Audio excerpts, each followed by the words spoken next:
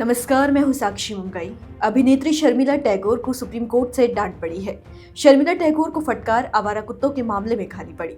दरअसल अभिनेत्री शर्मिला टैगोर ने सुप्रीम कोर्ट के सामने सार्वजनिक स्थानों पर आवारा कुत्तों की समस्या को हल करने के लिए सुझाव दिए थे, जिन्हें सुप्रीम कोर्ट ने पूरी तरह से गलत ठहरा दिया।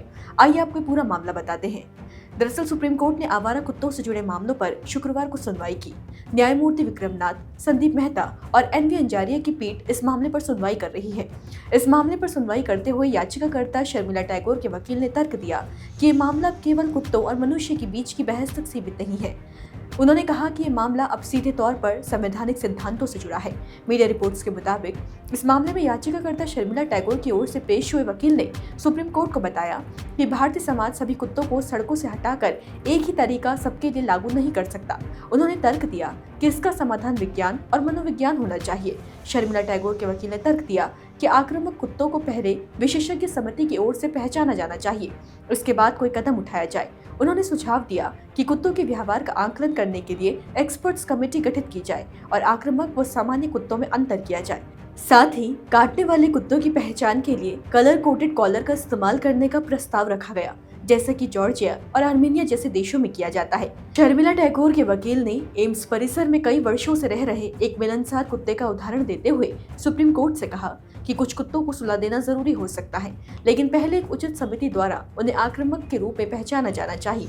बताइए कि सुप्रीम कोर्ट ने आवारा कुत्तों को लेकर शर्मिला टैगोर के दिए तर्कों को पूरी तरह से वास्तविकता से परे बताया। सुप्रीम कोर्ट ने एम्स के उदाहरण का भी हवाला देते हुए पूछा कि क्या उसे अस्पताल के ऑपरेशन थिएटर में भी ले जाया जा रहा था। सुप्रीम कोर्ट ने आवारा कुत्तों की समस्या से निपटने के लिए एक्ट्रेस शर्मिला टैगोर के तर्कों को खारिज कर दिया। अदालत ने इसे पूरी तरह से वास्तविकता से कटा हुआ करार दिया। एससी ने उनके वकील की ओर से दिए गए उदाहरणों को एक एक कर खारिज करते हुए कहा कि सार्वजनिक स्थानों पर कुत्तों की मौजूदगी को महिमा मंडित करने की कोशिश न की जाए। एम्स परिसर में वर्षों से रह रहे एक कुत्ते गोल्डी के उदाहरण पर कोर्ट ने टिप्पणी की। बेंच ने कहा, आप वास्तविकता से पूरी तरह अलग है। अस्पतालों में इन कुत्तों को महिमा मंडित ना करें। कोर्ट ने चेतावनी दी कि सड़क पर रहने वाले किसी भी कुत्ते में टिक्स होने की संभावना होती है, जो अस्पताल जैसे संवेदनशील स्थानों में गंभीर हो सकते हैं।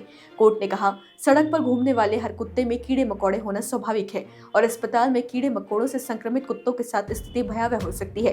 क्या आप समझ रही हैं कि जिस तर्क की वास्तविकता से हम आपको अवगत करा रहे हैं वो क्या है?